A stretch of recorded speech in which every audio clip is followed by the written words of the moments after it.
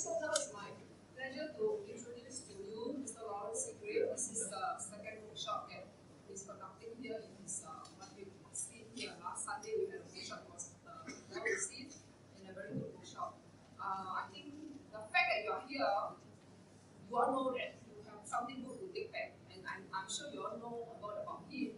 I will just briefly tease out some facts that I had found out about him in this week. I spent some time with him over a few minutes. I know he's a multi-sport person. He plays ice hockey, he plays football, he plays soccer, football here. He plays basketball, and he runs track at state level. He's a multi-event person. He's a speed guru. He's a world-reputed sprints and hurdles coach. He's been to many countries, consulted with Thailand, Vietnam, 30 over countries, and has got countless athletes, world-class, Olympic class, under him. He had worked with these people. Okay, so last week we introduced him by using a YouTube about him. Today we don't have the setup here, so I just say these few things. If you want to find out more, Google him. There's a lot of things about him. So ladies and gentlemen, today I present to you Mr. Loren Seagrave.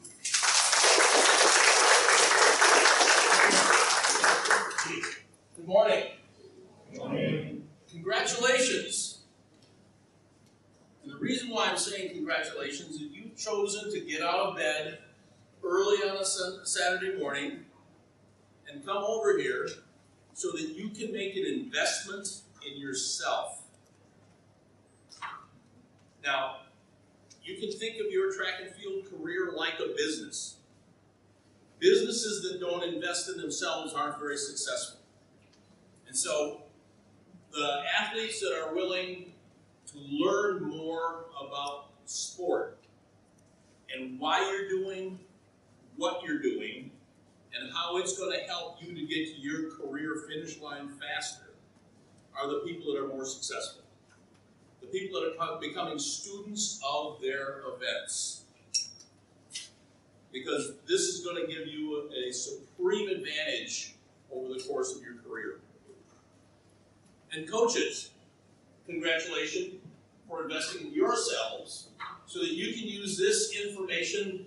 Maybe it'll just be one item that you pick out of the presentation over the next 3 hours, but so that you can have a nugget of wisdom that you can take with you so that you'll be allowed to help your charges reach their goals. And by the way, thank you for coming also. It would have been boring if I would have just been talking to 2 or 3 people. Now, we've been working this last week with some supremely talented individuals, but what it boils down to is philosophy. Philosophy is the reason you believe what you believe and you do what you do. Are there any PhDs in philosophy in the room here? Good, then I can pretty much say what I want to, right? There are 8 different areas of philosophy. You probably are familiar with ethics, but not so familiar with ontology and cosmology. My favorite area of philosophy is called epistemology. Easy for me to say. Epistemology I like to think of as the study of relative truth. Now I know what you're saying. How can truth be relative? It's either true or it's not true. Isn't that true? So, relative truth, if you look at it from this standpoint, deals with the limits of our knowledge and how that impacts what we believe. Now, it was a few years ago that people believed that the sun revolved around the earth. Anybody believe that here today? No, it took Copernicus to show up and figure out that, no, the earth revolves around the sun. You had it all wrong. And even more recently, people thought that the world was flat. And if you sailed far enough, you would just drop off the edge. until this guy Ferdinand Magellan circumnavigated the globe, came back and they said, oh, look, the world is round. And so there are going to be many times in your life where you're going to be challenged with new truth. Now, maybe some of you have already experienced new truth, depending on what you believe. Many of you, somewhere around age 7 or 8, maybe 9, realized that the guy on December 24th didn't leave the North Pole on a sleigh being pulled by reindeer and come down your chimney and leave gifts. Anybody ever feel that sensation? One of my personal ones is when I found out that elemental P was more than one letter. I don't know if you say the alphabet like that, but you get the elemental P. That's one letter, isn't it? No, it's not. It was a shocker to me. And so the thing is that you're going to be challenged with new truths throughout your life, based on new knowledge. And by the way, we're discovering new things more every day. If you look at the United States Patent Office is where you go register your new ideas. There have been more new ideas registered in the last 15 years than there have been in the last 40 years. And so there's always time for a good new idea. Is your patent office open? You know, you do know that the mind works like a parachute, right? Best when it's open. Parachutes don't work very well when they're closed. Neither does the mind. And so there's a typical reaction when you're confronted with new truth. The first is shock. What?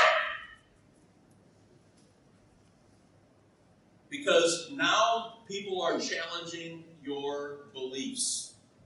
And some of these beliefs you've held on to for a long time. The next is disbelief. I just can't believe that's true. And then what you find out is that people sometimes ridicule it. Well, you know, that seems kind of funny to me because, you know, we've always done it this way. By the way, if you go into business and you're already in business for yourself, in terms of your athletic career, this is the worst thing you can ever hear a business partner or an employee say. Well, we've always done it this way. We've never done it that way. And then it's denial. No, I just can't believe it. No. Never did it that way before. And then sometimes people get angry. Any of the older coaches that follow football remember a German player by the name of Oliver Bierhoff? He was a tremendous player, captained many German World Cup teams, scored a tying goal in his last appearance in 1991 in Japan. But he was playing for AC Milan. And he was going to get married, so he told the Italian paparazzi, hey, look, I'm just going to the United States on my honeymoon. No need to follow. I'm going to go to Georgia, and it's going to be relaxing. And he flew right to my training center. Nike helped organize it. And we did a training session. And after 30 minutes, he said to his wife, quite angrily in German, I've been a pro for 20 years of my life. No one has ever told me this. I feel faster already. And so even he, who was at the highest level of his game still, trying to gain back a step because he needed to make that 91 team, recognized that people hadn't been telling him the truth necessarily. Now, it wasn't their fault. It wasn't their fault. And then sometimes people get real depressed thinking, oh, I've been doing this wrong my whole life. I'm terrible. There's a couple things you can do.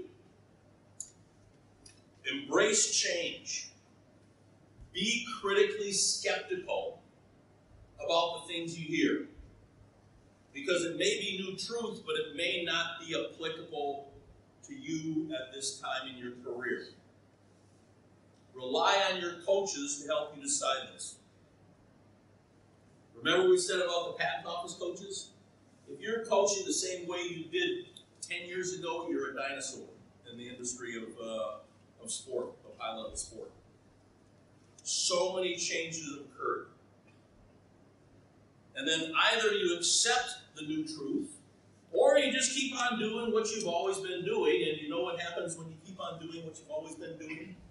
You get what you always got. Because there is no change. In order for there to be improvement, there has to be some change, someplace along the way. Now, I've been working with Dr. Ralph Mann, who's the chief biomechanist of USA Track and Field, former world record holder at 440 yard hurdles. He will forever be the world record holder because they don't run that distance anymore. And we started capturing high-level film in 1983 at the USA DDR, East German track and field meet in Los Angeles. And we've progressively analyzed all of this, all the way through the present time. And what we found is people are doing things significantly different. In the mid-'80s, we developed a way of coaching called speed dynamics. And we took the raw data and we tried to figure out how can we get the athletes to produce the values that we were seeing coming off the computer after the calculations. And we made some assumptions. Speed dynamics, the whole concept of speed dynamics has helped people worldwide for, almost 30 years. But about 6 years ago, I hadn't worked with Ralph in a while. I went to a seminar and I heard him saying some new stuff. And it actually kind of flew in the face of what we'd been teaching over the last 20 years. Now, you can either deny stuff, or when you realize it's new truth, you can become a quick adopter. You can adopt this, build it into your program.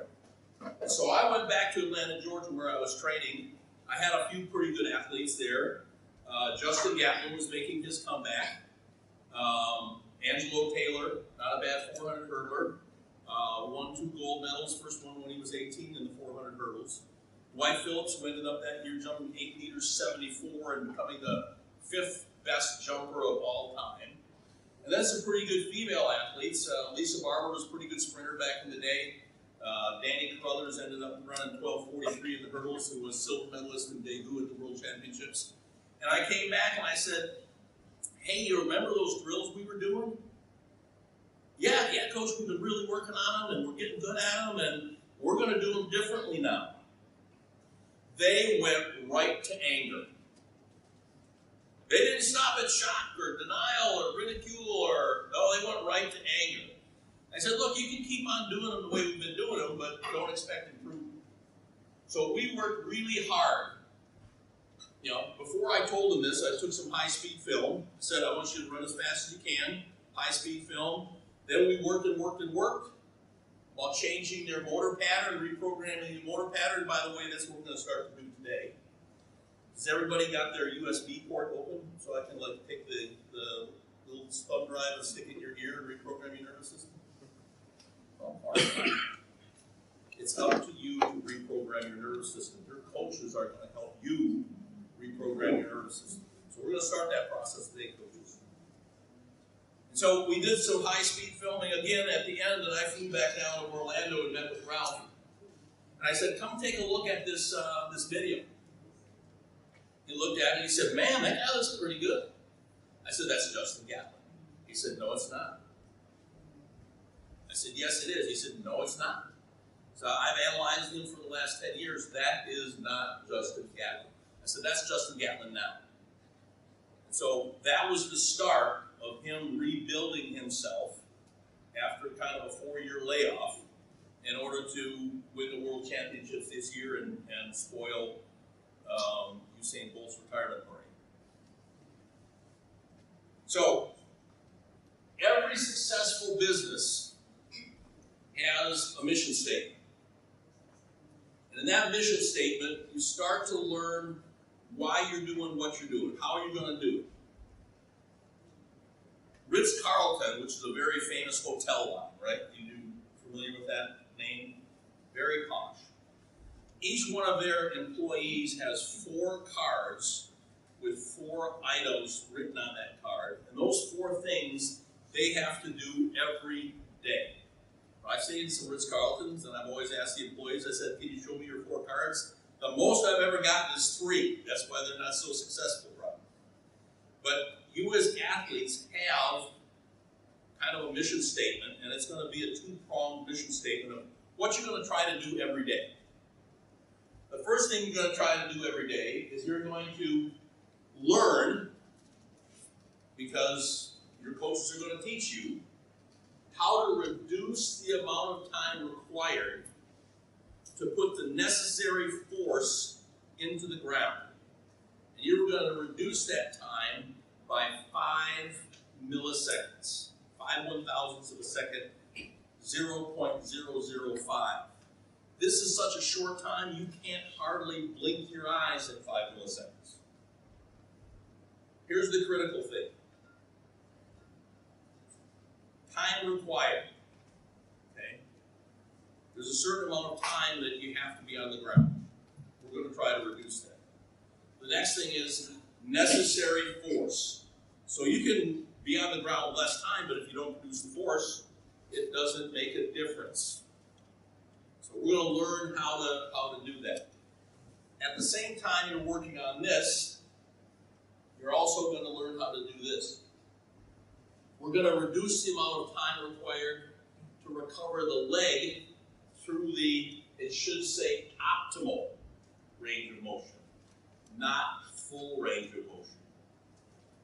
Because what you're going to learn is, you can pull the leg through a bigger range of motion, but it's actually not as good as if it's a little bit less. So we're going to learn what optimal range of motion is by 5 milliseconds.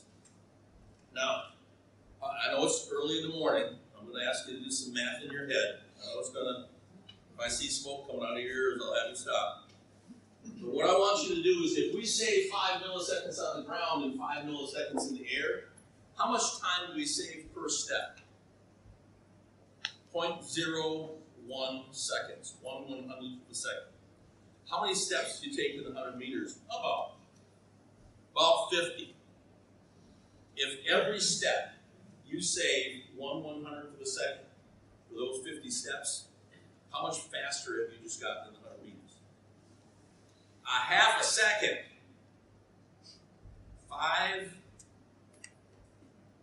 50/100ths of a second. A half a second, you just got faster. Now, let me ask you this.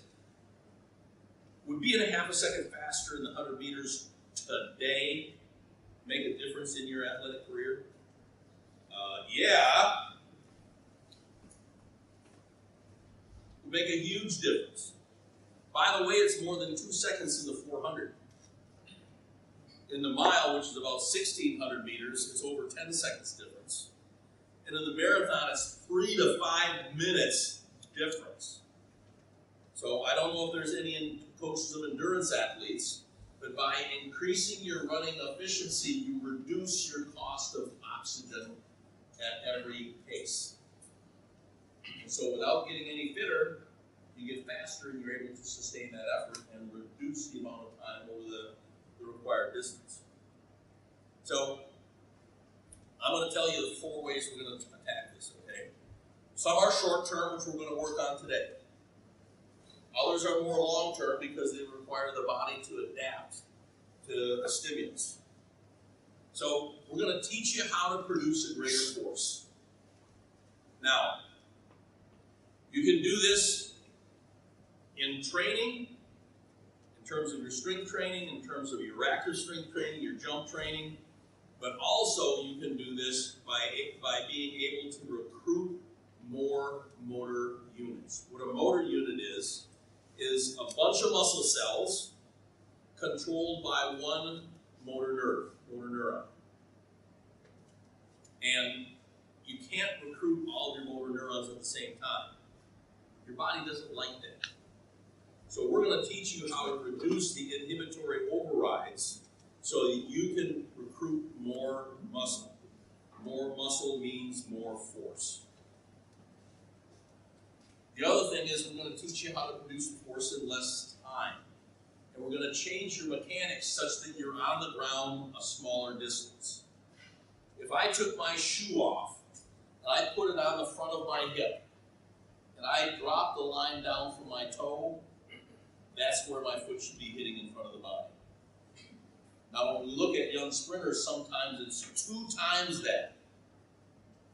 So imagine the time it would take me to go through this range of motion versus through this range of motion. One is a lot longer distance that you have to displace your hips, which means it's going to be longer on the ground. Now, if your engine isn't big enough, that means you can't produce a big force. You have to be on the ground longer in order to produce that total force. See what I'm saying? And so some of these things are intertwined. I'm going to teach you how to produce the force in the proper direction. If I want to go that way, which way do I have to push? This way. Action, reaction. One of Newton's laws of motion, just in case any of you are studying physics. And basically, athletics is physics. So if you're studying physics and having a struggle, think about how it applies to track and field, and you'll be able to get it just like that. So if I push down, which way do I go? Up. If my foot goes this way, what happens? I put the brakes on. Okay? And I've never seen someone win a drag race. What a drag race is in the United States is you have 400 meters and a huge car with a huge engine, and you press on the gas and you try to go as fast as you can. I've never seen anyone win a drag race hitting the gas and hitting the brake, and hitting the gas and hitting the brake, and hitting the gas and hitting the brake. See what I'm saying? So if you're hitting the gas and then you're hitting the brake, you're actually working against yourself. So understanding how to put that force into the ground in the proper direction. And then finally, we're going to apply the force through the optimal range of motion, not maximal range of motion. So, if I was going to hire you, and I'm going to pay you $20 an hour for the first 6 hours you work, and then the next 2 hours, I'm going to pay you $2 an hour. What's your strategy? How are you going to maximize your earning? Well, you're going to work 6 hours a day, and you're going to go out and do something else for the remaining 2 hours, because that's the chump change, right? And you're going to hope that they change the day into 20-hour days so you can come back and earn another big rate of pay. In fact, you're going to work 6 days a week instead of 5 days a week, and you're going to make more money doing that, working less time. I actually get almost $30 an hour in this zone. In this zone here, I don't get very much. So $20 an hour, $2 an hour. 80% of the power that goes into the ground in the front side phase. From the time you touch down at 1 foot length in front of your body until you get to mid-stance. Once you get to here, what's your job? Make the sun come up sooner. Pull the thigh forward so you can get the foot back down on the ground sooner. So you want to make the big bump. You don't want to make the chump change, because this just wastes time back here, right? Extra pushing. And if you're in the air and your thigh keeps going backwards, does that help you at all? That wastes time, doesn't it? So you're in the air longer trying to recover your leg. The technical term for that is dangle time, by the way. It's really not the technical term. That's what it's called. So, just real quickly. These are the ways that we can help you change your nervous system in order to be able to produce a big force in a short time and in the proper direction. If I walk out to the parking lot and I lift up the hood and I change the spark plug wires around, is the car going to go very well? No, it might not even start, because the message is getting to the cylinders at the wrong time. So if you're firing your quadriceps muscle when you should be firing your glutes, let's just look at the start. This is the front leg. If I fire my quadriceps muscle, what do? What happens to my hip? Whoop! If I fire my glutes and my hamstring, what happens to my hip? And so we need to fire the muscles in the right order. Timing. Now, I know everybody had a big breakfast. All that, like the glucose is in there, and now you're crashing down because of that over insulin response. What I want you to do is I want you to take your hand and put it on your thigh. This is obligatory, by the way. Lift your finger up as high as you can and smash your leg. Okay, don't hurt yourself. Okay, now take your other hand, lift your finger up, and then hit your leg. Bang! Which way's faster? Duh.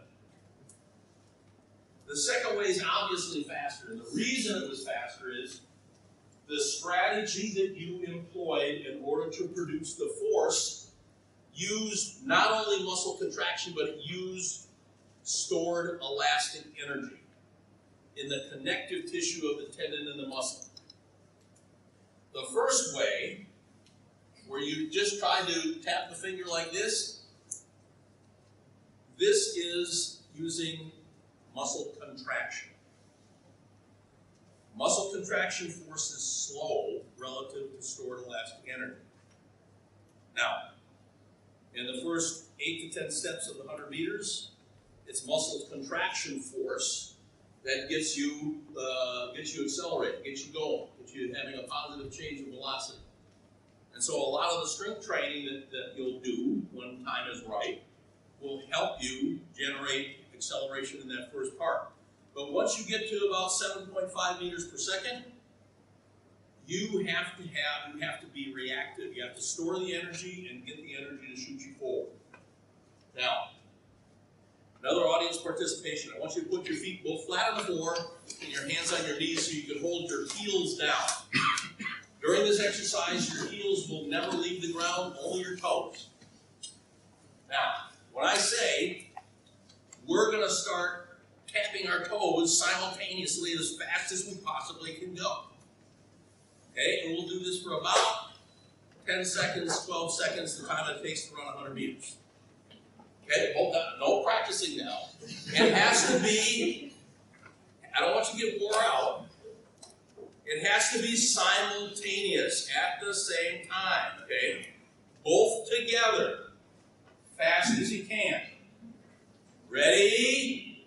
Go! Yeah, you got all the blocks there pretty good. Yeah, come up, keep it up, keep it up, keep it up, keep it up. Oh yeah, keep it going. Both together, both together, both together. Fast again, fast again, fast again. Really, come on, come on. Grab, you're at 80 meters, you're at 80 meters, stop.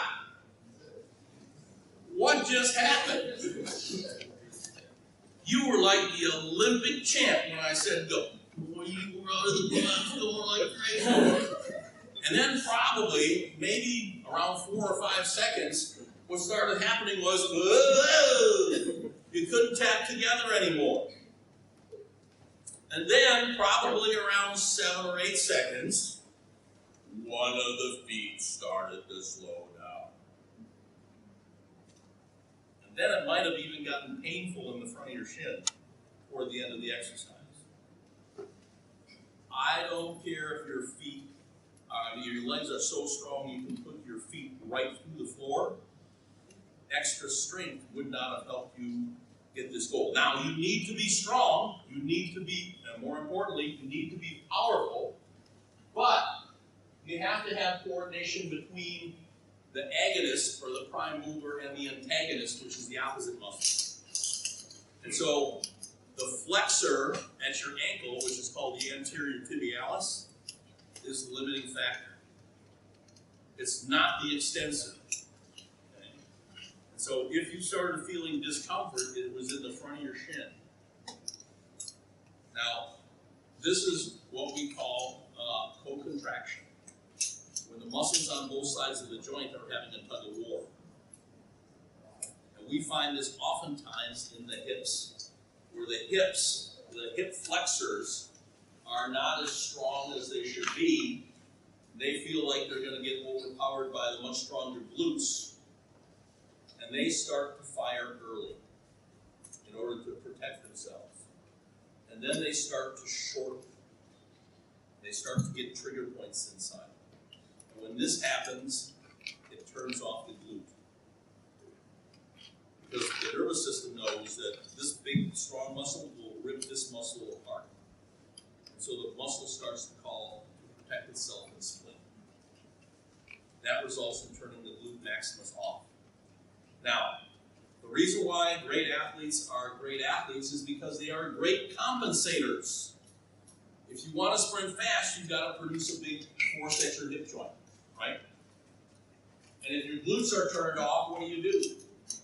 You compensate and use the synergistic muscle, the helping muscle. That's the hamstring. The hamstring is not built to be the prime mover. It's built to be the synergist. And so when the synergistic muscle becomes dominant in the force production and hip extension, that's when you get a hamstring strain. So you show me somebody that has chronic hamstring strains, I'll show you someone that's got tight and weak hip flexors. A tight muscle is almost always a weak muscle. So understanding that how we can work here in order to maximize our force production, maximize our neuromuscular coordination.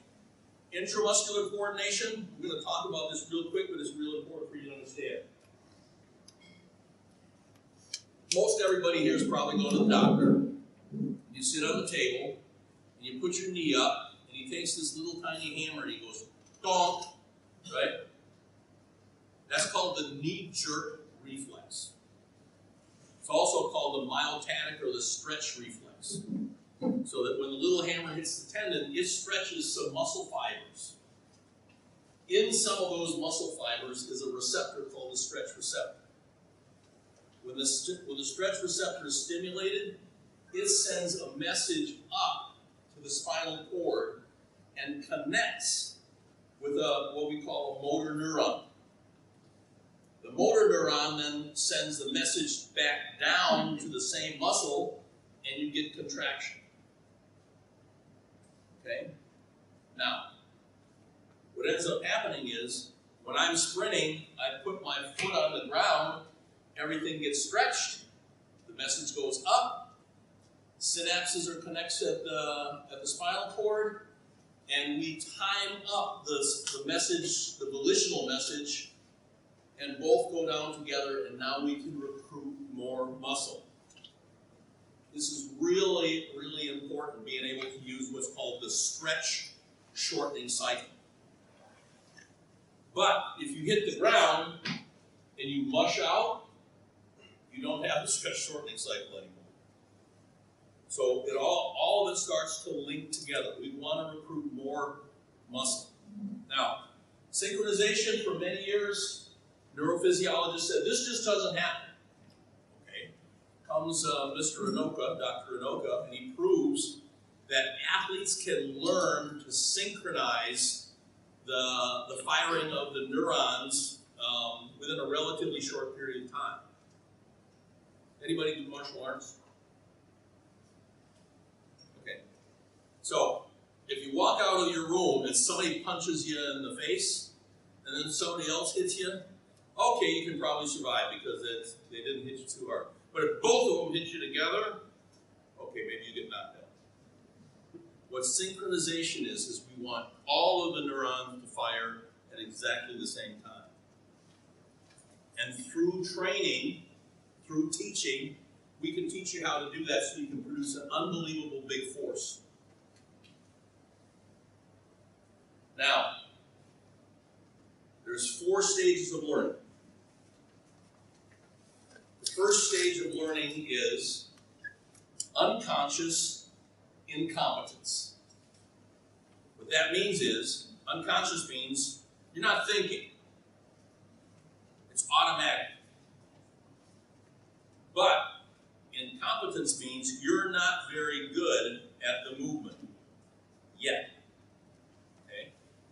good at the movement yet. Making the movement, not thinking about it, not very good at it.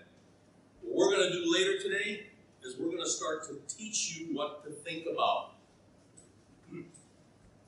And you're going to be thinking, sending the message down to the muscles. The next phase is called conscious incompetence. You're thinking, but you're still not very good at the movement yet. Before the day ends today, almost all of you will reach the third stage of learning. That's called conscious competence. You're sending the messages down, and I'll be darned, you've gotten pretty good at doing the movement. Imagine that you're just walking out of the dojo. I know none of you do martial arts. And you can, you had 2 lessons, maybe 3 lessons, and you can make the noises, hoo, and huh. You walk out, somebody punches you in the nose. Do you disassemble that person like Bruce Lee might have? Well, of course not. You go right back into your old practice habit. And so as long as you're still in the third stage of learning, you have to think about all of the movements if you want the movements to be perfect. What needs to happen before you go to competition is coaches are going to help you get to that 4th stage of learning, unconscious competence, so that the motor pattern is hardwired in. And so you hit the ground, and that starts the cascade of movements through reflex actions and automatic motor programming. And you become very efficient. Now, you're at unconscious incompetence right now. You've got automatized motor patterns. You can do a build-up thinking, gosh, I wonder what they're going to have for dinner tonight. But you can still run and make the movement, right? But you're not as efficient as you can be. In order to make this jump, in order to make your improvement in your motor pattern, you have to focus on what's going on. Coaches are going to teach you what to think about. It's your job to constantly stay in attentional focus and be able to execute. Now, muscle contraction characteristics. We talked about this a little bit already. Slow twitch, fast twitch. You've probably been living in an ice cave in Antarctica if you haven't heard about slow twitch muscle and fast twitch muscle. Okay? If you are a speed power athlete, it's good to have a significant amount of fast twitch muscle fiber. Yep. And if you don't have the amount of fast twitch muscle fiber that you would like, you did a poor job of picking your parents. Or that's what people have believed for eons. We know now, through what's called genetic expression. We just don't deal you 5 cards and we play Texas Hold'em with our genetics, okay? You actually can pick up another hand of cards, or you can throw one away and pick another one up like go fish. But it depends on the activity levels that you do when you're in your formative years. Your skill-hungry years for girls, 7 to 11 for boys, 8 to 12. Sorry, boys, we're going to be behind the rest of our lives. And this is when the skill-hungry years means this is when you can really learn a lot of skills. Because your nervous system is now being covered with a fatty tissue called myelin that allows faster transmission of messages. And there's another window of opportunity somewhere between 13 and 16 that is another window of opportunity for accelerated speed and accelerated skill development. Oh, lucky you! You all are in that window! Sorry, folks. It's too late for you, okay? But you have possibilities now to change your neural dynamics. Not maybe necessarily changing muscle types, but you can also impact on how the muscles behave, how they behave more like fast twitch or more like slow twitch muscles. versus elastic, that's the finger tapping test. And joint stabilization versus body propulsion, this is what we see in terms of some of our exercises in the jumping. If you're landing, jumping, and popping up, or if you're landing, jumping, and stabilizing. That's the difference between joint stabilization and body propulsion. So we use this machine with some of our top athletes. It's Ashley Kelly from the Virgin Islands, first time she's ever qualified for the semifinals in the 400 in London. So what we do is we put them on a vibration platform. Vibration platform, basically, we can dial in the frequency of shaking. This shaking allows you to recruit more motor units. And then we have them do a rapid down, because right here, oops, come back. Right here is a spring. And she's going to try to jump up, but the spring pushes her back down. So she gets loaded. Now, she has to send the message down to her muscles before she needs to, so she can increase the muscle stiffness. So, very lightweight.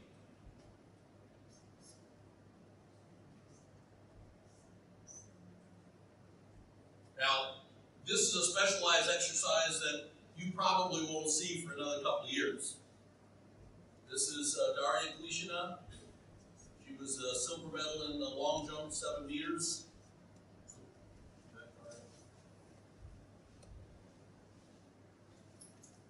So when she puts her foot down on the board, she doesn't absorb at all. Everything is like her leg is a pole vaulting pole because she's learned how to stabilize that. Gloria, she's run 22.88. One of Italy's top sprinters. And Anastasia Ock, who's a 400-meter hurdler. Working on increasing the ability to recruit motor units. Everybody take your arm, bend the elbow at 90 degrees with your palm up. Okay? I want to take your other hand and put it on your biceps muscle. Okay, now what I want you to do is turn your hand over. Where'd the muscle go? Turn it back. Oh, there it is. Now it's gone. It's back. Disappeared. What's happening? The position of this joint right here, called the radioulnar joint, determines which muscle you're going to recruit. Okay? When the palm is up or in the supinated position, you're going to preferentially recruit the biceps muscle. When the palm is down, it switches off the biceps muscle, and now you're going to preferentially recruit the brachioradialis muscle. So if you go to the schoolyard, be careful if you do this, and ask people, tell them I'm going to give you a piece of candy if you can do a lot of chin-ups. All of the kids will grab the bar like this. Nobody will grab the bar like this. Because when you're in this position, you recruit the big muscle as the flexion. So we have lots of situations where the position of the joint dictates which muscle is recruited. Now, from your hip joint here up to your thoracic vertebra, there are a lot of joints involved here. And you can either position the joints so your pelvis is looking up and you can recruit muscles correctly, or you can run like this. Can't run fast like this. Okay?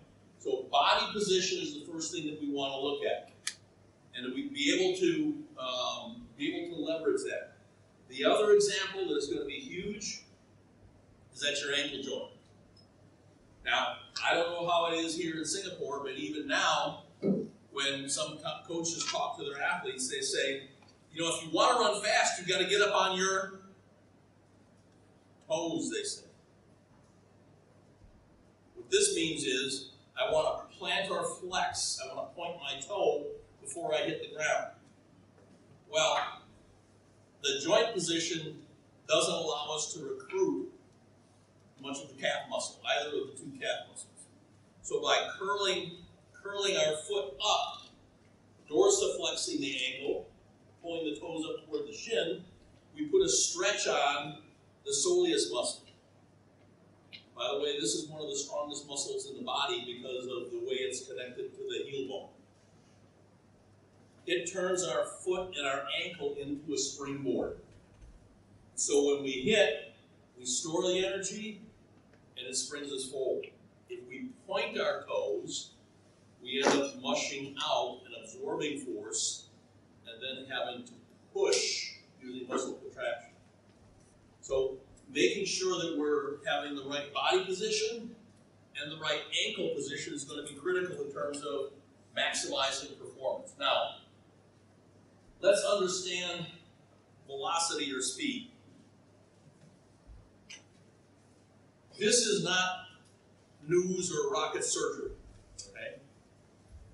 Stride length or step length and step frequency. So the speed at which you're going, measured in meters per second, equals the step length in meters and the step frequency in steps per second. So if my average is 2 meters and my steps per second is 5, which by the way is fast, it's quite high, 2 meters times 5 means you're traveling at, you need to take your shoes off to count, 10 meters per second. Nobody brought their abacus this morning? 10 meters per second. Okay? Now, which is more important? Step length or step frequency?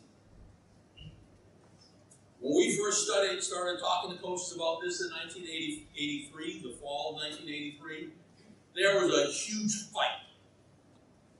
Most of the coaches said step length, stride length is more important.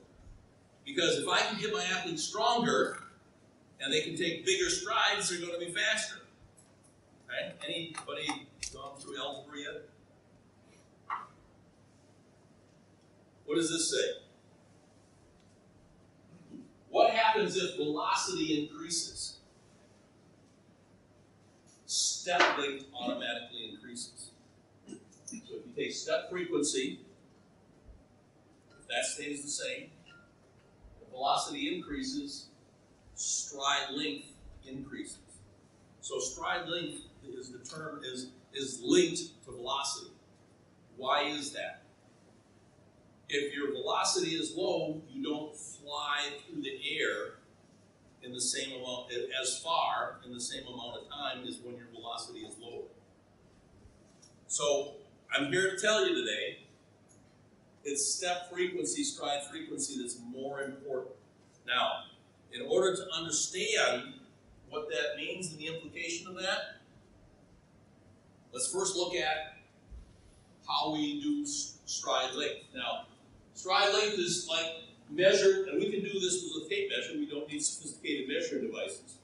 From the tip of your right toe, all the way at takeoff, all the way to the tip of your left toe at landing. This is your actual stride length. So I remember I was coaching at Louisiana State University with my first group. We went out to the dirt track. We had the timing gates, had my broom, broomed it nice and smooth. First girl ran through. We measured the steps, pretty normal. Second girl that went through had her feet way out here when she was running. Why?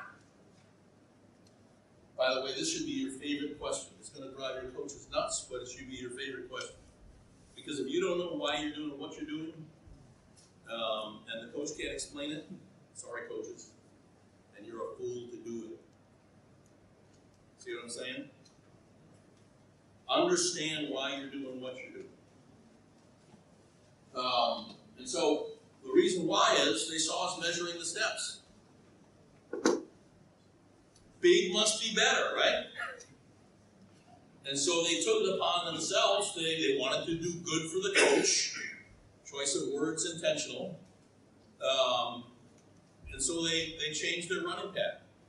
So I had to explain to them exactly what we were trying to do. But it was an interesting exercise. So this is the actual stride length. We have another concept, and this is how you need to think about your step length and stride length. This is the start of building what we call your conceptual technical model. If you could run a video in your brain of you doing the perfect technique, that's your conceptual technical model. What are you trying to do? What are you trying to accomplish in order to run more perfectly, run more efficiently? And so we're going to reframe the thinking about step length. Step length, effective step length, is basically where's your hip joint at takeoff. Okay? So you can see that this is the backside phase. From the mid stance, when the hip joint is over the foot, to the backside right here. I'm going to measure the distance that the hip joint flies through the air until I touch down with the opposite foot. See where my hip joint is now? It's a little bit behind. It's that one shoe length behind, basically. And it's dependent on the distance you fly through the air. And so that's called your air distance. The other distance is your ground distance. So my one shoe length, distance of the hip at touchdown, to distance of the hip at takeoff. That's my ground distance.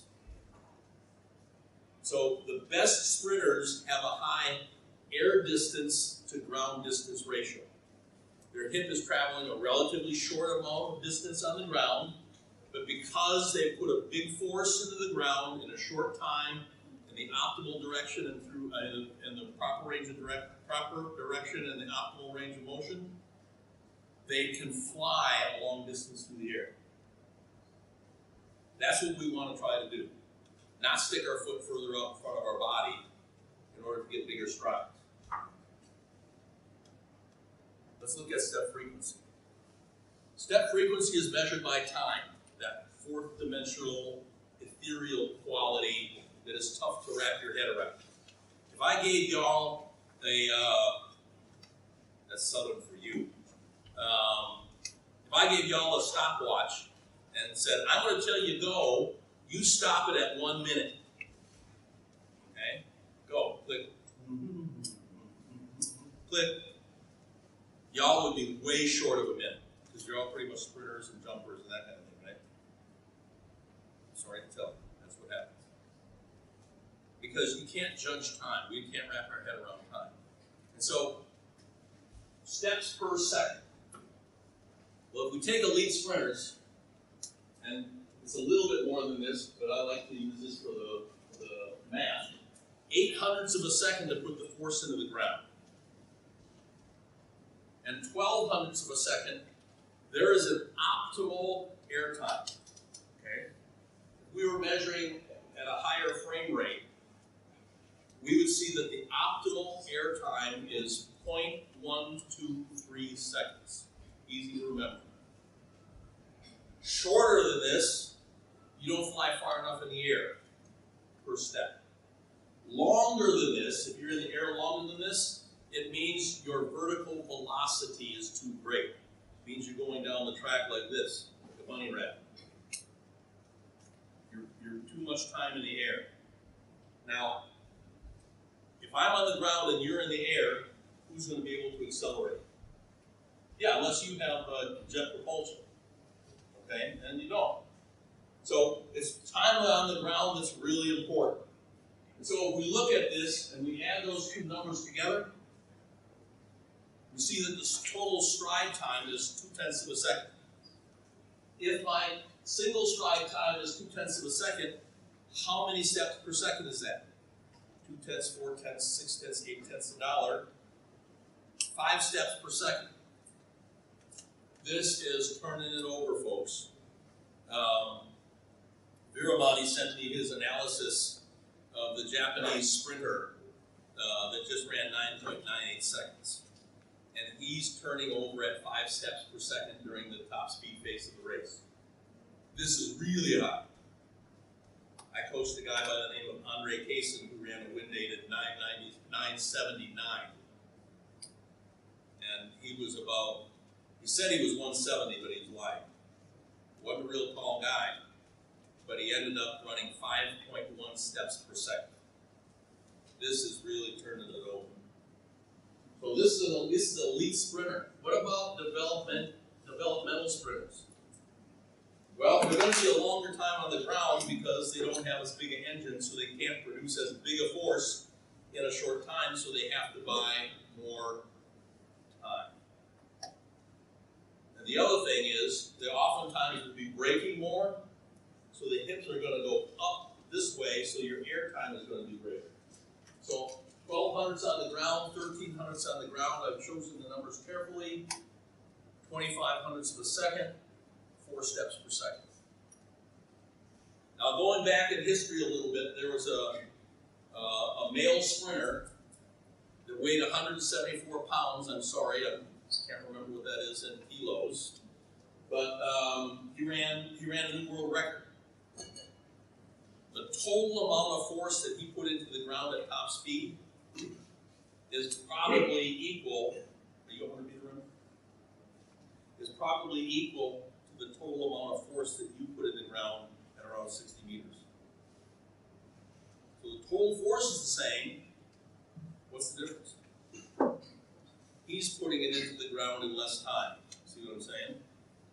And so that means his power output is greater. Now, as you get a little bit stronger, as you change your technique, as you become more elastic, you will start to get down closer to the amount of time that he's putting the force into the ground. So,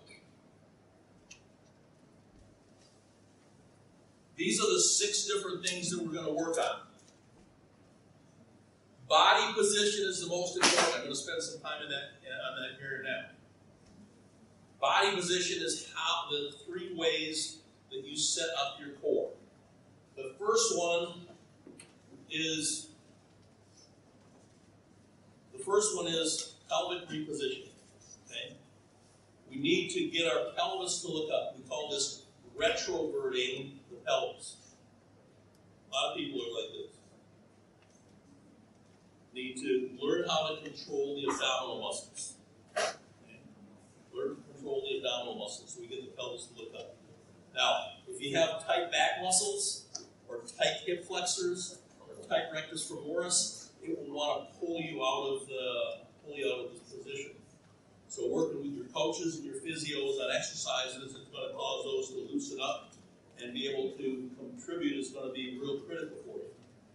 The next thing we have to do is we have to learn how to draw in. Okay? Everybody talks about core stability and core control, right? These 3 things are the core stability, core control. Draw in. Now, coaches, I know you're going to relate to this much better than our athletes. But about 4 years ago, I found an old pair of blue jeans that I used to wear. And I foolishly tried to put them on. I got it up to about here, and then I had to draw in order to close the blue jeans. I had to contract what we call the investing abdominal muscles. The transversus abdominis, the internal and the external oblique. That causes us to be skinny. The other thing is it puts tension across the band back here that allows us to stabilize our back muscles with our abdominal muscles. If you look at someone's back without a shirt on, and it looks like there's 2 cables that are going down each side of the spine, their abs are not working. And so what has to happen is, if the abs don't work, if you don't draw in properly, you can't stabilize, and now what's called paraspinal muscles have to stabilize the back. When they contract, they pinch the posterior aspect of the vertebra down, which then grabs onto that nerve that comes out, and now all of a sudden you got a pain that runs down the back of your leg. So looking at all these factors is real critical. The other thing is, if I'm drawn in, if I have my pelvis looking up, but my shoulders are not on top of my hips at top speed, the first thing you have to ask your athlete is, are you trying to lean forward? Because if the athlete has a faulty conceptual technical model, if they think they're supposed to be leaning forward at top speed, if that's what they believe, then you have to help them retool that technical model. Because you want the shoulders on top of the hips in terms of maximum velocity running. But a lot of times, if this is the natural posture, and I retrovert my pelvis, if these muscles are tight, it tips me forward at the hip joint. So when we do a little bit of a short active dynamic warm-up, coaches, I'm going to show you how to watch for telltale signs that'll show you that who has tight hip flexors and who doesn't have tight hip flexors.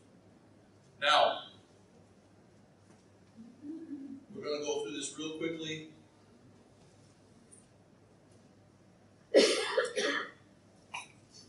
So, where are we going to start to work from when we reprogram your nervous system? I can tell you that and we've already established this right here with my friends up front, the ground phase is the most important phase because it's what you do on the ground that's going to determine everything else.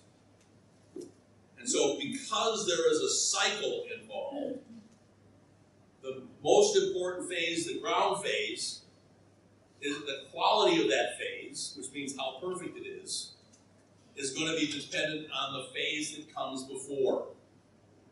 So the phase that comes before the ground phase is ground preparation phase. If ground preparation phase is bad, then there's no way that ground phase can be good. Now, if we go determine what happens for ground preparation phase, we find out that's recovery phase. And so we have to start reprogramming the nervous system at takeoff. In fact, a little bit before takeoff. Because you need to send a message down in anticipation of the movement. If you wait to send the message down to recover, to pop the thigh forward, too late, what happens is, whoop, because it takes a while to get down there. So anticipatory firing is important. So we're going to work at looking at what happens at takeoff. Now, in order to shortcut this process, we're going to look at video. We're going to do a video breakdown rather than looking at still photos and slides. So technology is helping us. So how is can you see that? Okay. Is the screen bright enough? Okay. So here's what we do basically. We take the athlete when they first arrive, after the active dynamic warm-up. We don't do very much coaching during the warm-up, at least the first one, because we don't want to bias the results. Yeah. So you tell the athlete, run as fast as you can between the cones. Okay. This girl is when she was 18, she's 21 now. She jumped 6 meters 40 when she was 18. She's now she jumped 6 meters 72. It was the 4th best Brazilian long jumper, so she didn't get a chance to go to the World Championships. Let's see if you can find anything wrong with her technique, okay? Slow motion, so I need to do that. Okay, let's see what happens. Let's see if you can see anything wrong.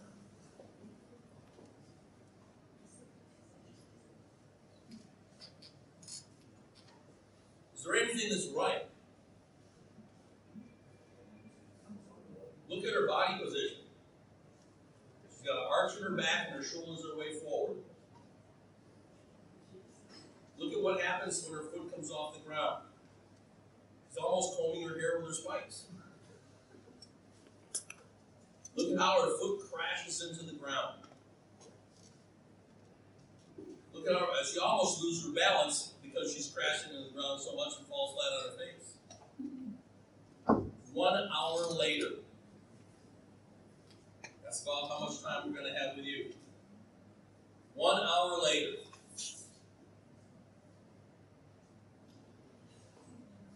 You see any differences? Heck, is it the same girl? Now, she had some good prerequisite strength and power. So we were able to make some changes because she was able to do the movements. She's still not executing the advanced technical model, but it looks pretty good. Here's where the proof is in the pudding. Can you do this? She's a long jumper, remember? It doesn't make any difference if you can do it on the track, you can't do it down the runway.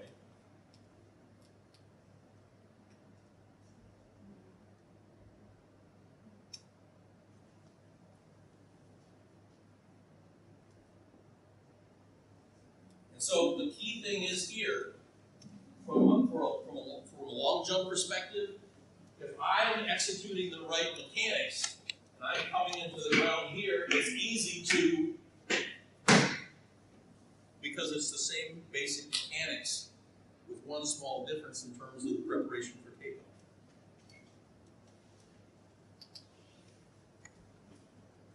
Okay. Now, this is an athlete I started working with in 2013. She was the world champion in the long jump as an 18-year-old in 2005. 2013, 2005. So you can kind of see, okay, there's been a few years. But she never really got things together.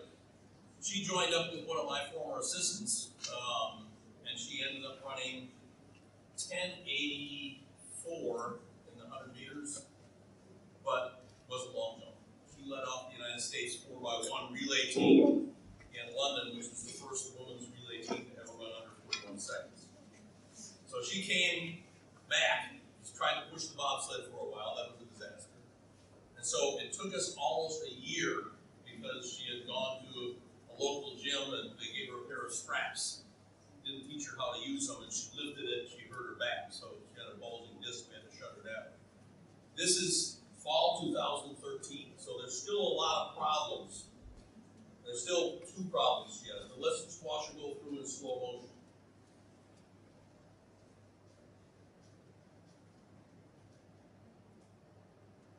Watch her again. Now, even though we're slowing it down, it's hard to pick up the key points. So let's start right here, as she leaves the ground. Now, what you have to remember is she's already sent the message down to the muscles to recover the leg. And the message that she sent down, there's two messages basically. The first one is that you have to cock the ankle, you have to pull the toe, because this starts to initiate what we call a triple flexor response. Okay? Mush Bahani, some of you know Ralph, did a study at the University of Freiburg where they put electrodes on all the muscles and on a high-speed camera and a cute little spike extruded in your shoe that told you when you were on the ground and when you were off the ground. But what he found was that the fastest 100-meter runners sent the message down sooner than the slowest 100-meter runners. So the best ones, they had already sent the message down to the front of the shin to curl the toe up.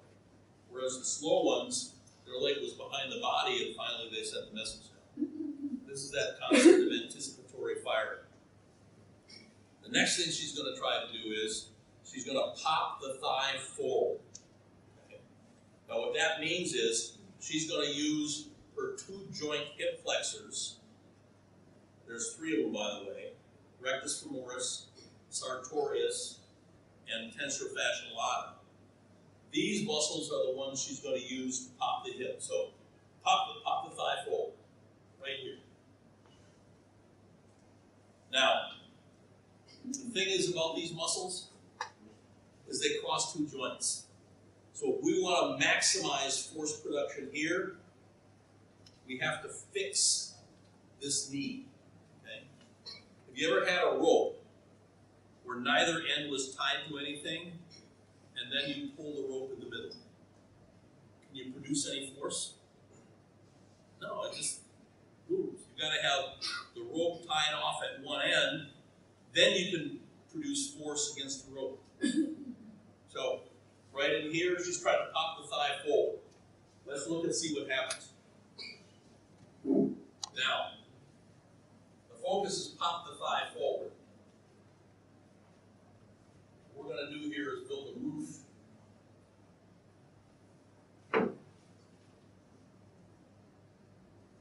So if the heel goes up, that means the knee bends, and that switches off the two joint hip flexors. And what happens there is you dangle the leg behind the body, and you waste time. So let's take her through.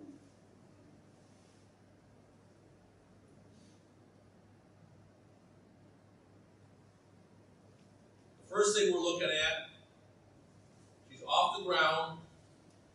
First of all, you see that the knee still has a bend in it, and she's not pushing through full range of motion. Okay? Second thing we're going to notice is the thigh goes forward, not backward. So thigh goes forward. Let's look and see if the heel comes up. The heel comes forward, then comes up. Okay? We're not doing butt kickers. Butt kicker teaches you how to switch your hip flexor off, your two joint hip flexor. So we want to either modify that exercise or kick it out of the program. I'll show you how to modify it. So, key points. Extension is not full. We're not wasting time. Second key point. The thigh goes forward off the ground and not backward. Third key point. The foot goes forward, not up. First golden position.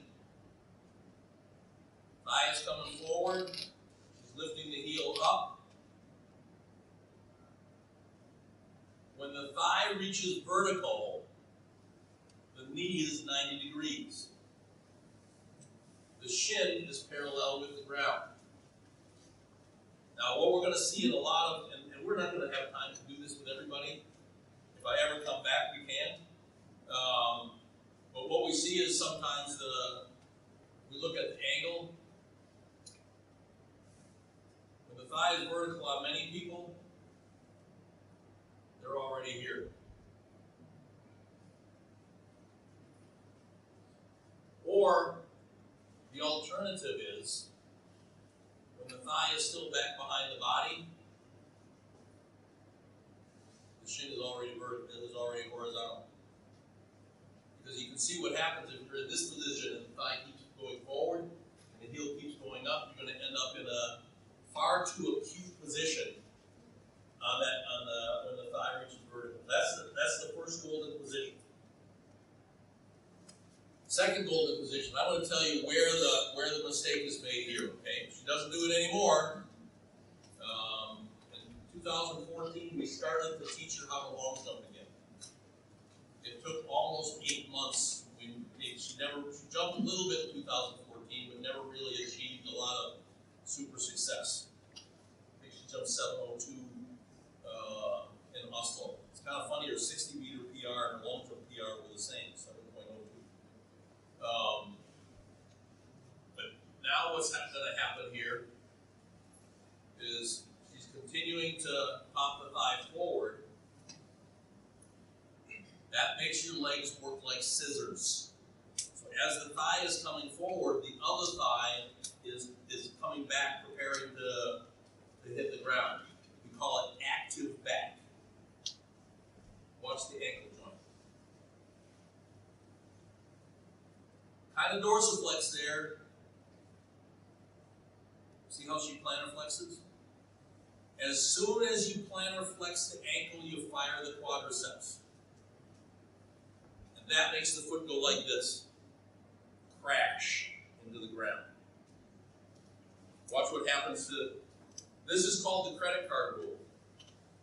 It's not the credit card's rule or anything. But if you could, the only thing you should slide under here is a credit card.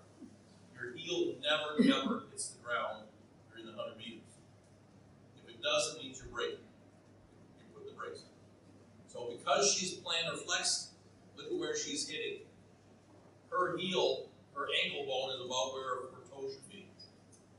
So So she's out in front of her body, foot is crashing into the ground, what we call positive foot speed. Now let's look what happens to the ankle. Mush. It's mushing up. That's, again, another technical term. So that is a mistake. Let's look at this next thing. The next golden position is, at what point does the knee have maximum flexion? See how it's continuing to fold? She's picking the knee up, the heel up higher and higher. Maximum flexion at the knee joint is achieved as the ankle crosses the opposite knee. See how that works? And so, we're in a position like this. I'm not wearing the right shoes today, I'm standing on one foot. I'm in this position here. See how the knee is maximally flexed, but the ankle is stepping over the opposite knee. Okay? If I reach maximum flexion back here, as soon as I reach maximum flexion, especially if the ankle is in plantar flex position, the lower leg starts to unwind.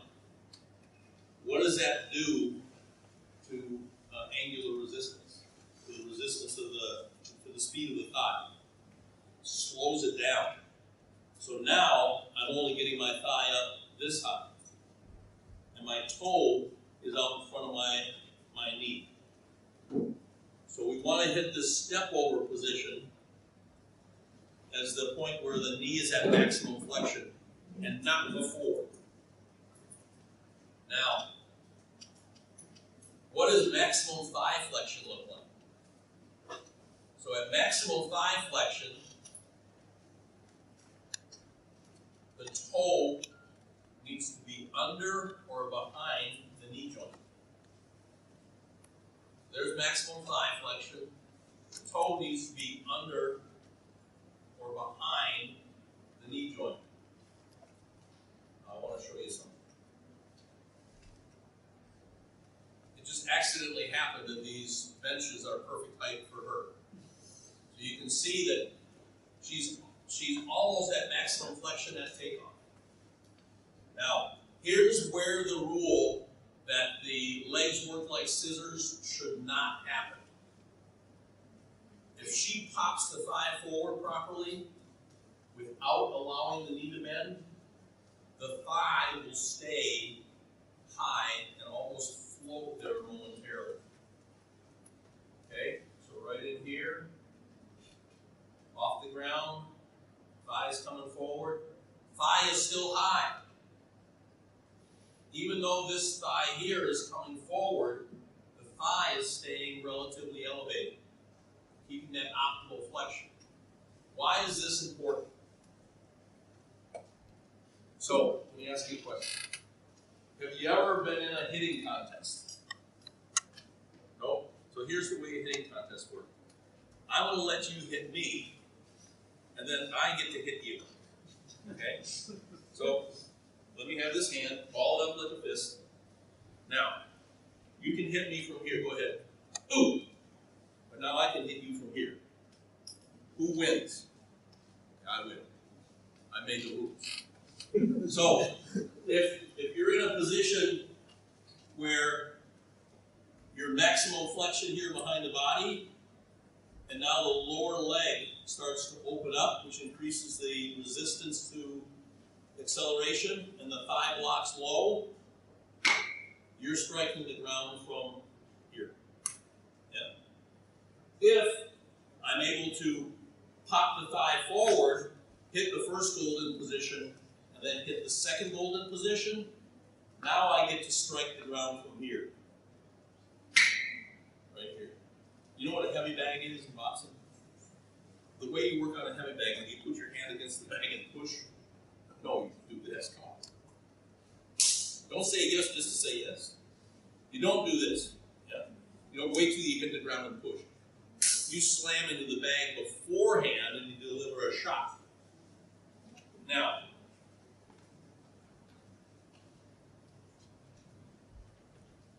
back a second.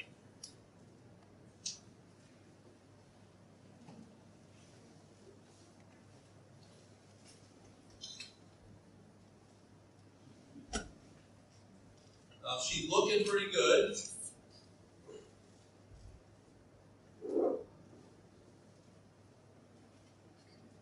there, she's on the ground.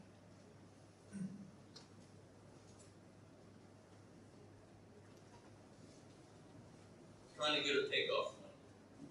Okay, let's see how long it takes her in the air. Remember, this is a training run. Down the ground. Right there. So 0.12 of a second. She would still be okay if she had another click. So that's optimal air time. Let's see what she looks like on the ground. There's the front side phase right there.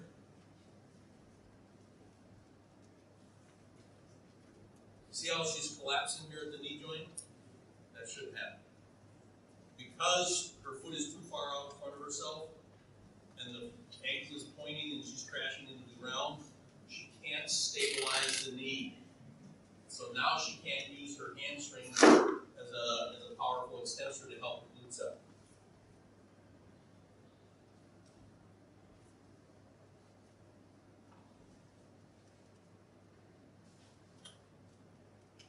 Okay, still 0.09 of a second. When you shoot at 300 frames a second, you have to move decimal point over. So she's hitting fairly optimal numbers, even with crappy technique in terms of ground preparation. So you have to know that she's really strong.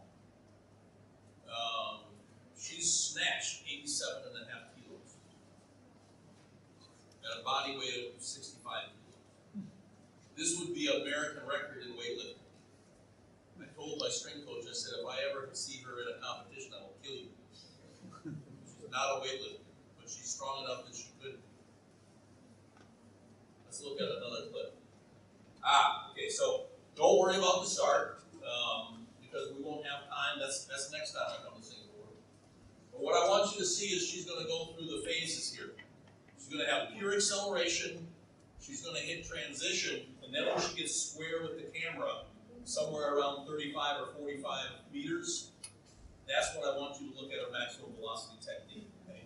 And I'm going to play it at real speed, just so you have an appreciation of what kind of turnover 4.85 steps per second is. Bad videography, by the way. Let's watch it a couple times. I want to point something out after the second run. When she gets square with the camera, I want you to get the feel for what she's doing with her thighs. She's doing this. She's not running like a road runner. Okay? It's not cyclical in the back. She's popping the thigh forward, then lifting it up and stepping over. Now the thing that she's doing really well here, get the impression of what's happening with the foot out in front of her body, right there. You see how she's taking her foot and pulling it under her body.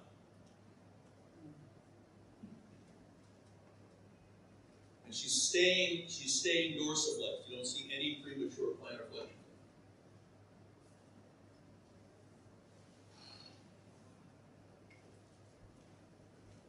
So, in 2015, she ran 10.85 in long jump, 7 meters 13, and won the world championship 10 years after she won her first world championship. So this is perseverance. Sometimes it takes a long time in order to get to gold.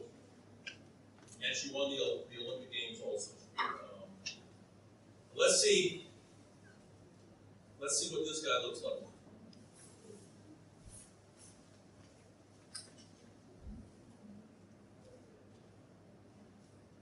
Let's just step him through. Anybody recognize him? His name is Su Bing-Tian. He's trained with us the last 3 years.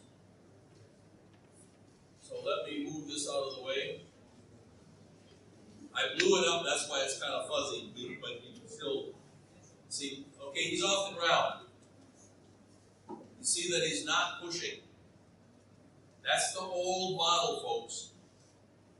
The drive phase does not exist in maximum velocity sprinting anymore.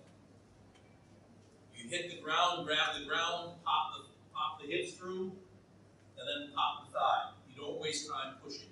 If you show me somebody that has full extension at the hip and the knee, I'll show you somebody that's braking like crazy when they land on the ground. Because you crash and you stop, you kind of glide through the phase because you're not in a position to apply force, and then at the end you have to push to try to reaccelerate. Okay? See that position of the thigh? That is a result that he popped the thigh forward right away and didn't have any dangle time, didn't waste any time behind his body. If you see somebody with the knee down here, they're either over pushing or they're flexing the knee, and now the foot is coming forward and not allowing the thigh to go through full range of motion. You have a certain amount of time to get to this position here, to go from here to here. This is my thigh at full flexion. Yeah? This is my thigh at takeoff. There's a certain amount of time you have to go through this thing. What happens if you do this? If you over push in the back, you can never reach full flexion in the front. So it's how soon can you get your leg from behind your body to in front of your body. Okay, here's the other thing we didn't talk about. See how his arms are fairly open here? We want to keep that angle open. We don't want to let it bend. I'll bet you he lets it bend here. Okay, that's one of the things that's one of his things that he goes to all the time that we have to constantly correct. In Eugene, Oregon, I worked with him for 1 week out there a couple years ago, just a refresher. The only thing we changed is the difference between this and this. Ran 9.99. So, just even little things. And we'll talk about this. Now, here comes look at how he's pulling the top of the thigh forward. There's the first golden position. Look at how this foot's not going to come back underneath the body. There's the maximum knee flexion. While he's on the ground now. Okay? That's the air time. Coaches, if they look like they're really good and they're getting the knee in front of the other thigh on landing, check the air time. Because what athletes will do is they'll compensate. They'll go up and they'll buy more time in the air so they can make themselves look good. Okay, sorry, but it's the truth. And so you have to check that to make sure that they're not buying extra time. Keep it to that 123, 126 kind of thing. See the tight fold? Look at his body position. Pelvis is looking up. Everything is vertical. Notice how his knee doesn't bend at all. He's using his leg like a pole vault. Nice high thigh. High thigh block. Arm actually is fairly open. Okay, there it closes. Just a matter of time. Does this work in 400 meters running? Yes, this is really the way you should run the 400. But there's a lot of athletes that relax down the backstretch. And that causes too much dangle time. But you have to prepare yourself. This is 2013 in Linz, Austria. Moscow World Championships. This is LaShawn Merritt. This is his last, what we call lactic acid workout that he did 8 days before the final, 8 days before the semifinal of the World Championships. What it is he runs 3 sets of 3 times 150.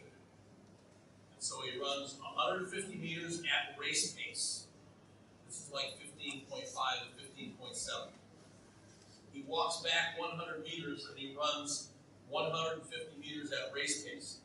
This phase is about 16 seconds. stands there and runs another 150, and he has to run the last 100 meters faster than he will in a competition. So 12 seconds.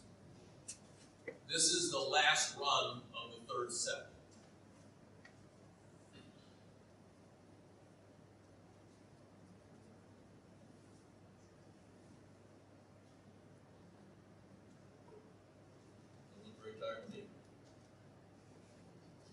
What I want you to look at it, even though he's fatigued, and when you become fatigued, you can't put a big force into the ground in a short period of time, he's still not doing much pushing behind his body, is he? The thigh is coming forward very, very aggressively. Not getting the full extension, thighs popping forward, heels coming up a little bit early maybe, but not bad.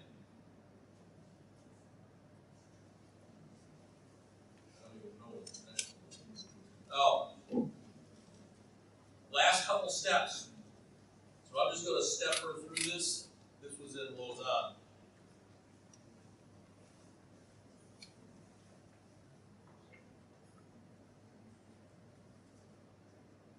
Thigh comes forward. First holding position.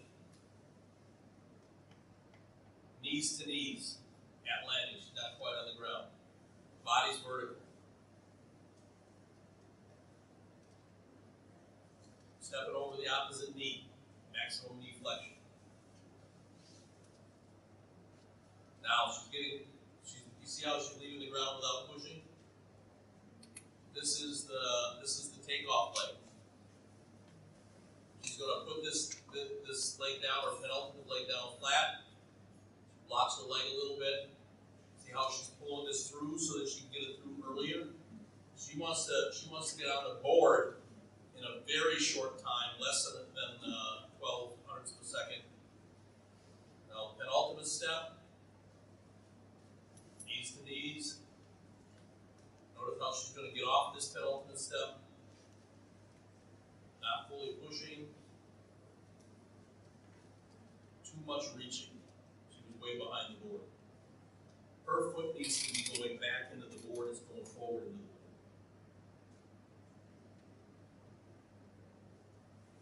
Terrible place to jump.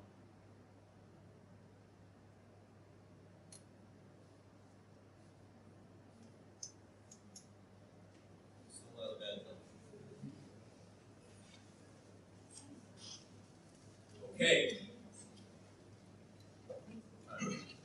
How dry is it outside? It's wet and super hot. Okay. So we have to prepare all the colors. Okay, so we don't use.